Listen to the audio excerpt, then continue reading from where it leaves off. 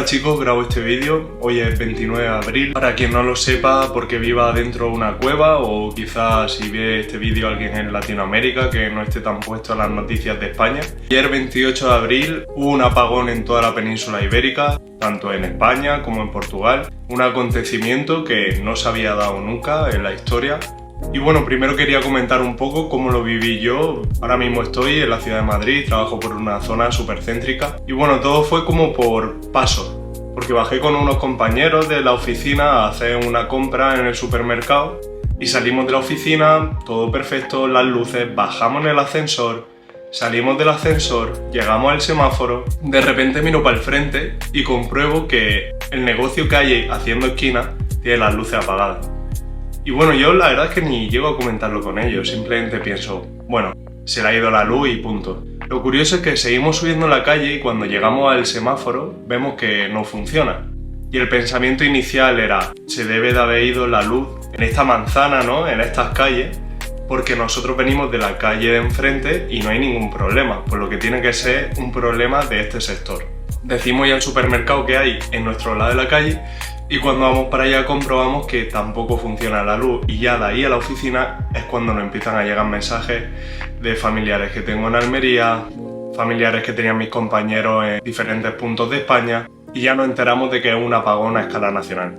En ese momento la sensación era de incertidumbre, medio risa, medio miedo. Y bueno, el director de la empresa está súper rápido, baja, compra una radio a pilas, la ponemos allí en la oficina, empezamos a escuchar los primeros rumores sobre lo que está sucediendo. Lo primero de lo que se hablaba en la radio era de un posible ciberataque y el propio director nos dice que recojamos, que nos vayamos a casa, que intentemos hacernos con algo de dinero en efectivo, comprar una radio y algo de comida. Y bueno, la verdad es que a nivel personal sí que en mi caso hubo en esa primera hora un trasfondo de miedo provocado por esa incertidumbre de no saber cuál es el origen. No podéis imaginar hasta cuándo iba a durar esa situación, porque claro, podéis decir, no, pero estaba claro que iba a ser algo de solo una hora, no había que preocuparse tanto, tomárselo tan en serio.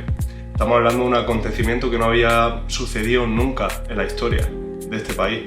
Por lo que tener una idea un poco más pesimista de la situación no era para nada una posición a juzgar, ¿no? Sobre todo vino a mí una sensación de, podemos decir, arrepentimiento, rabia, por no encontrarme más preparado para la situación, porque es algo que siempre he querido hacer, el tener en casa como un kit de supervivencia, digamos, unos elementos básicos que ante situaciones de ese tipo te permitan mantener la normalidad sin tener que salir de tu casa durante 2-3 días. Y además la moto la tenía sin gasolina casi, me dio mucha rabia la situación. Y bueno, ya hablando de cómo se vivió en Madrid a nivel sociedad, ¿no? Al menos en el barrio en el que yo vivo, la verdad es que hubo un antes y un después de las declaraciones de Pedro Sánchez cuando salió a comentar cuál era la situación y qué previsión había. Antes sí que se notaba una sensación de mayor preocupación por las calles en general, la gente arrasando con la comida, los chinos quedándose sin suministros de cosas como linternas, por supuesto radios, velas, todo el mundo tratando de hacerse con provisiones, pero eso sí, manteniendo un civismo digno de admirar, sobre todo a nivel conducción. Estamos hablando de que una ciudad de 4 millones de habitantes se quedó de un momento para otro sin semáforo, sin ninguna forma oficial y a la que estemos acostumbrados de regular el tráfico. Y yo personalmente, que me recorro la ciudad de Madrid todos los días en moto, veía a los coches conduciendo mejor que nunca. Automáticamente los semáforos pasaron a ser pasos de peatones y todas las intersecciones reguladas por semáforos pasaron a ser ceda y stop. La gente iba súper cautelosa, súper educada. Muy buena señal del punto en el que estamos, ¿no? Y hay que darse la enhorabuena. Como comento, hubo un post que fue cuando Pedro Sánchez declaró que la situación ya se estaba controlando, que la normalidad volvería a lo largo de la noche. Ahí la gente se sintió, yo incluyéndome, mucho más aliviado, con esa esperanza de que al día siguiente la situación sería normal. Ahí decido irme a entrenar a unas barras que hay aquí en mi barrio y veo un fenómeno que me marcó muchísimo, que es que vi a la gente súper presente, súper satisfecha y súper contenta. Se le veía aliviada. Y no creo que fuese alivio por las noticias de que el apagón terminaría en unas pocas horas, sino que creo que era una sensación de alivio más profunda, cuyo origen probablemente ni ellos sabrán decir cuál era. pero que yo especulo que tiene que ver con el hecho de que por una hora nos librásemos de esa pesada carga que, aunque sea a nivel inconsciente, supone el estar con el móvil todo el tiempo en el bolsillo. Y yo soy el primero que cae en esto, o sea, como decía en mi anterior vídeo, no voy de iluminado ni nada de eso, pero es una realidad. Vi a la gente paseando por las calles, familias enteras caminando, grupos de personas y parejas tirados en el césped hablando en lugar de estar mirando cada uno sus teléfonos. Los parques llenos de niños jugando como hacía años que no veía. Desde la salida del COVID, te diría a lo mejor. De hecho, yo cuando estaba entrenando en las barras había un grupito de chavales por ahí dando vueltas y uno de ellos se me acercó y dijo: wow, qué músculo, no sé qué, yo quiero ser así. Y yo le dije: bueno, pues tienes que hacer esto que estoy haciendo todos los días y lo conseguirás. Y me dijo: no, pero es que a mí no me gusta venir al parque. Hoy he venido porque no hay comida, pero normalmente no vengo. Los niños estaban jugando entre ellos y pasándoselo de puta madre.